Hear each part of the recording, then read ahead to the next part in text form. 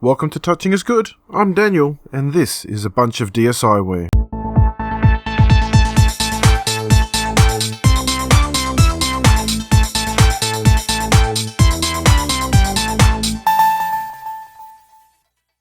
Back in episode 2, I mentioned that in late 2008, Nintendo released an updated version of the DS, the Nintendo DSi. It was released first in Japan in November of 2008, with other regions receiving it in April of 2009. It had a slightly improved CPU, 2 built-in cameras, and the ability to be able to download games from an online store called the DSi Shop. Nintendo had dabbled with downloadable games in Japan previously, with services like Satellaview for the Super Famicom, and to a lesser extent RadNet on the N64. It wasn't until mid-2000s though, with launches of platforms such as Steam, Xbox Live Arcade, and Nintendo's own Wii shopping channel for the Nintendo Wii, that downloadable titles became a much bigger part of the gaming landscape. The original version of the DS launched in 2004, right before services like these started becoming standard with consoles. So when it came time for Nintendo to release an updated version of the DS in 2008, it was time for them to bring digital downloadable games to their handheld line with the DSi Shop. I think it would be fair to say that the DSi Shop is one of the more overlooked digital platforms. Nintendo didn't really do a good job of advertising stuff coming to it, and the fact that it was only available to owners of the DSi and not the far more popular DS Lite, many people missed out on its amazing offerings. Aside from a few outlets, there wasn't even much in the way of coverage for the store, even by the mass gaming media. Much like retail DS games, there is an incredible variety of titles available through the DSi Shop. From gorgeous-looking real-time strategy titles such as a Mii Battle, to bizarre action puzzle games like a Kappa's Trail, or insanely fun capture-the-flag multiplayer offerings like the Pop Islands games. There is an amazing selection of software that came out for the platform, games that you can still buy today if you have either a DSi or a 3DS via the 3DS eShop. Due to the file size limitations with DSiWare, most of the games available to it are a lot smaller, more bite-sized offerings than the larger titles the DS received at retail. Barring a few key titles here and there, no DSiWare game would be able to sustain a full episode. So with that in mind, I think it would be worth to just grab a random selection of titles and do one video for them. A DSi mix bag, if you will. So for this first mix bag, let's check out 3 titles for the service. Firstly is a game that was a follow-up to one of the games featured in episode 1 of this series, Pinball Pulse, the Ancients Beckons. Released on October 12, 2009 in America by Silverball Studios, with PAL regions having to wait until March of 2010 to receive it. Despite the name being different, Silverball Studios are the same studio that worked on Metroid Prime Pinball. Shortly after Pinball Pulse was completed, Fuse Games nearly went bankrupt, so they reformed as Silverball Studios and released the game. Now, while Metroid Prime Pinball was a completely unique spin on the game of pinball, the Ancients Beckons plays things pretty safe. It's a rather standard pinball game with only one table available to play through. That said, the table's a heap of fun to play. It is everything you would expect from a pinball game: flippers, ramps, bumpers and so on. If you've played any form of pinball, you know what to expect from this. The game physics are pretty faithful to what you would find in a standard pinball machine. You have various quests you can access during the gameplay. Completing these will add to your score. The game looks really pretty. Some really good sprite work has been done to make this look as much like a real pinball table as possible, at least on the DS. Looking at it, you can almost believe that it's based on a real pinball table. The whole table is spread out over both screens. The gap in the DS is taken into account as well with the ball movement, just like Metroid Prime Pinball. The top screen will also display a small window up the top which resembles the LCD screen seen on most pinball machines. This is used to show various bits of info during the game, such as bonus rounds, high school multipliers and so on. On the audio side of things, there's very little to complain about. It's fully voiced with the machine chucking out voice clips depending on what's happening. The music is pretty good and suits the ancient Greek gods motif really well. However, if you intend to play this for long sessions, it will get a bit repetitive. All the sound effects sound like they've been recorded from a real pinball machine, so the bumpers sound exactly like a bumper would. The only complaints I would have against Pinball Pulse, the Ancients Beckons, is that it doesn't do much to differentiate itself from other pinball games. It's just a bog standard pinball game, albeit a very good one. It's easily the best traditional pinball game on the DS, and it only costs 500 points to purchase from the DSi Shop, so if you're looking for a little quick fun time waster, this is a great one to look into. Next up, we have Escapee GO from GO Entertainment, released only in the US on the 25th of January 2010. Something I haven't talked about yet is the fact that the DSi was the first Nintendo handheld system to be region-locked. Ever since the original Game Boy, all of Nintendo's handhelds have been region-free, allowing you to buy and play games from any region. That all changed with the DSi. Retail games that took advantage of the DSi, be it by using the camera or the extra power on the system, could be locked to a certain region. This wasn't a golden rule for all DSi enhanced games. Some like Solitaire Robo, Red Hunter or Alice in Wonderland were region locked, while others like the USA and PAL versions of Pokemon Black and White weren't. With DSi, pretty much all the titles are region locked, as the only way you can access them is through the DSi store. As a result, titles such as Escapee GO only came out in certain regions. Anyway, enough about that and more about the game. Escapee GO is an interesting maze game. It's part Pac-Man and part Metal Gear Solid. You play the role of Claire, a young girl who's been locked away with no memory of who she is or how she came to be here. Each stage places you in a maze and you must reach the exit point and avoid being recaptured. To make things harder, you can only see what's in your direct line of sight. However, this affects your would-be captors as well, and unless they spot you, they won't chase you, but just wander around the map randomly. Thankfully, you have some skills to help avoid capture. Firstly, while you may not be able to see enemies around the corner, you can sense them if they are nearby. If you remain stationary, you can sense stuff a lot further out. However, as soon as you start moving, your field starts to shrink. You can also sprint for short distances if you are spotted and try to evade capture. However, if you sprint for too long, you'll use up your stamina and have to wait a while for it to recharge to use it again. Other abilities you have access to are the psychic powers, which you can find scattered around the stages. These give you a variety of skills ranging from unlimited stamina, a stun attack, teleporting you to a random location on the map, just to name a few. These are all limited use and you can only hold one at a time, so it forces you to choose really carefully if you find multiple skills in a stage. Which one will help you best achieve your goal and all that. All these gameplay elements add up to what is an incredibly fun game of cat and mouse.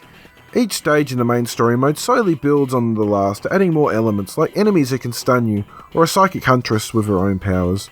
Some levels would need you to do multiple tasks before you could reach the goal, such as getting a keycard to unlock the door, for example.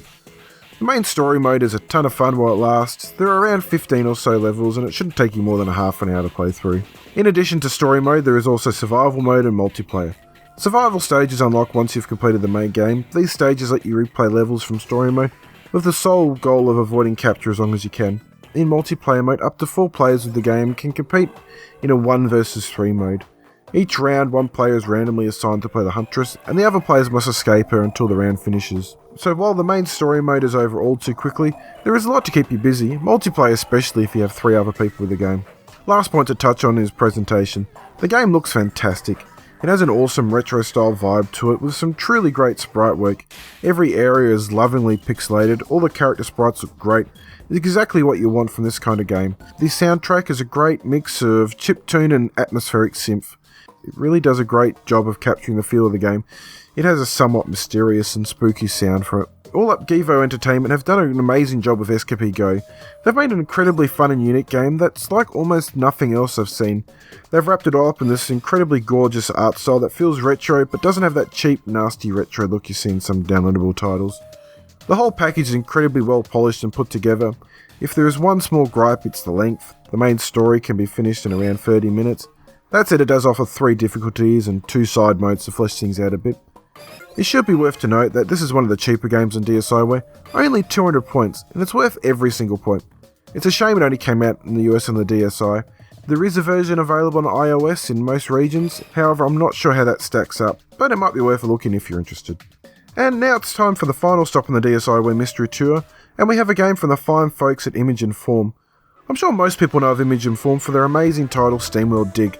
However, what most don't realise is that Dig is actually the second title in the SteamWorld series. The first game in the series was in fact SteamWorld Tower Defense. Tower Defense was released first in the DSi shop on the 5th of July 2010 in the US, with PAL regions receiving it a few days later on the 9th. As it suggests, it's a tower defense game. Now, tower defense games, for those who don't know, are a subgenre of real-time strategy. In them, instead of building a massive army to fight your opponent, you're instead tasked usually with building up a series of towers in key strategic locations to defend your base against hordes of oncoming baddies, or creeps as they're called. Tower defense games tend to take on a more puzzle-like element than pure strategic tactical style of play found in most RTS. The DS saw a fairly healthy library of tower defense games in its life, one of which I rate amongst the best games the DS has to offer, but I'll get more into that at a later date. So in SteamWorld Tower Defense, your goal is to stop the slow, lumbering hordes of humans that are coming to pillage your gold mines. You do this by placing down robot towers in strategic locations along the paths that lead to the mine.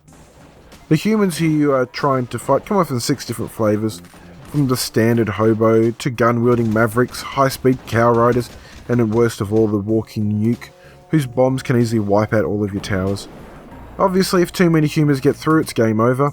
As you kill off the humans, they leave behind coins. These coins can be used to purchase new towers and upgrade existing towers. You have a total of 5 different towers to play around with. These cover the usual tower defense fare, long-range snipers, ones designed to slow creeps down, ones that damage a large area with splash damage, and so on. Each tower can be upgraded 5 times to increase their strength and defense. The game starts things off pretty easy, with access to just the basic tower and a small selection of humans to fight off. However, things ramp up very quickly. There is a fair deal of trial and error in where to place the towers and what you need in order to beat most stages. The game has a total of 14 stages. The last 7 are remixed versions of the first 5 with an increased difficulty. While the first 2 or 3 stages can be finished in only a couple attempts, later ones will have you tearing your hair out in frustration just due to how impossible they seem. The learning curve is incredibly steep and maybe a little bit harder than it should be. However, that just means the satisfaction from winning at the end is just so much more. If you choose to though, there is an easy mode to play through. The controls are pretty much standard for a DS-RTS game. The touchscreen is your main field of view and you can use it to place units, collect coins, aim with your towers using the stylus. You can use the D-pad to scroll it around. The top screen shows the map as well as various stats like money, how many waves of creeps are left, and how much life you have left. If you tap on one of the humans or the towers within range will focus on that. However, most of the towers just auto-fight whatever is in range. The one exception to this though is the sniper tower, as that will only attack something when you tap on the target for him. And the sniper tower adds a nice touch of interactivity to the game. Some tower defenses, it's very easy to just set a unit down and forget about it. Forcing you to manually control the snipers really helps things feel a lot more hand-on. Image and Form have done a great job here bringing the SteamWorld to life in this game. It has a great western meets post-apocalyptic art style going on. Everything looks decayed and rusted, like the ruins of some former western frontier town. Some good sprite work has gone into the title. All the various humans and robots have a great unique look to them. They animate beautifully. The various landscapes too look fantastic. You can tell by looking at both the SteamWorld games that Image and Form are truly gifted when it comes to making really polished looking 2D games. The soundtrack has a great western, almost synth style to it. The track that plays during all the stages is pretty good and sets the mood well. However, the one issue is that there is one track that plays for the whole game. A bit more variety would be nice. That said, I never notice it getting repetitive or intrusive. I think the biggest issue most people are going to have with this game is a high level of difficulty. The final few stages will take many attempts to figure out and finish. I do think they could have made it just a tad bit easier. The last 2 stages in particular feel brutally hard. Even now, I still can't finish the second to last level. Stupid walking nukes taking out everything when they go boom. That said, when you do finish one of the harder stages, you have a great feeling of accomplishment, and at the end of the day, a good tower defense requires a good deal of puzzle solving to go along with tactical know-how. SteamWorld Tower Defense is a great little tower defense game, and an awesome debut for the SteamWorld series. It comes in at only 500 points on the DSi store, which isn't bad for a game that will take you to be between 5 to 10 hours to finish. If you're a fan of tower defense or just want to see what came out before SteamWorld did, it's worth checking out. Just be warned, it's not going to be easy at all. So that wraps things up for this first DSiWare Mixbag. Hopefully we'll get to do another one of these in the future, as there is a lot of great content on the DSi store that for the most part has been ignored. I'll be back in a few short weeks with another episode of Touching is Good, this time following a new entry in a long-running RPG series. Until then, you can follow me on Twitter, @WorthNintendo. Make sure you check out www.vooks.net for all the latest Australian Nintendo news and reviews. Follow us on Facebook, Twitter, and hit the subscribe button below for the latest episode of Touching is Good and all the other great videos coming out from Vooks.net. Anyway, that's it for now. I'll catch you next time. Bye.